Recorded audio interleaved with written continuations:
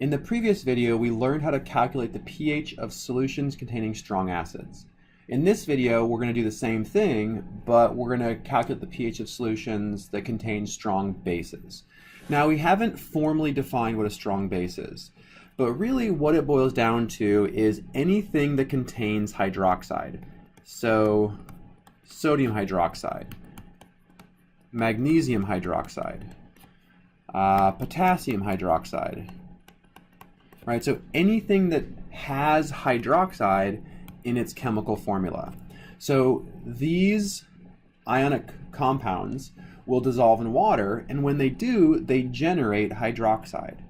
Okay, so we've learned before that when sodium hydroxide dissolves in water, it creates a sodium cation and a hydroxide anion, and the reason that water is able to dissolve this ionic compound, this salt, is because there's ion-dipole interactions that surround these ions that prevent it from reassociating.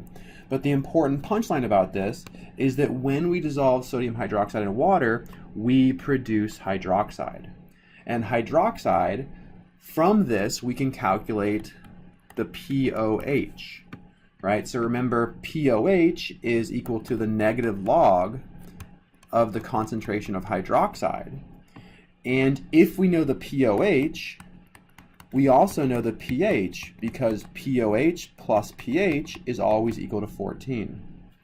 So when we have these strong bases which contain hydroxide, if we know the concentration of the strong base, we should be able to figure out the concentration of hydroxide, which in turn will allow us to calculate the pOH, which finally will allow us to figure out the pH. So let's see an example of this. So let's go ahead and stick with sodium hydroxide, and let's say that we have a solution that contains 10 millimolar sodium hydroxide. Remember that millimolar means 10 millimoles of sodium hydroxide per liter. So we can readily convert moles of sodium hydroxide to moles of sodium. So for every 1 millimole of sodium hydroxide, we have 1 millimole of hydroxide, right? Because for every 1 sodium hydroxide up here, we produce 1 hydroxide. And that comes right from the formula subscripts. For every 1 compound, there's 1 hydroxide. All right? So if we follow our units here, we see that millimoles cancel out, millimoles of sodium hydroxide cancel out, and we're left with 10 millimoles of hydroxide per liter, which is 10 millimolar hydroxide. Okay, so we can convert millimolar to sodium hydroxide to millimolar hydroxide just like we would with moles. So we know the concentration of hydroxide. Our final step would be to convert that to molar, because we need molar to plug into our pOH calculation.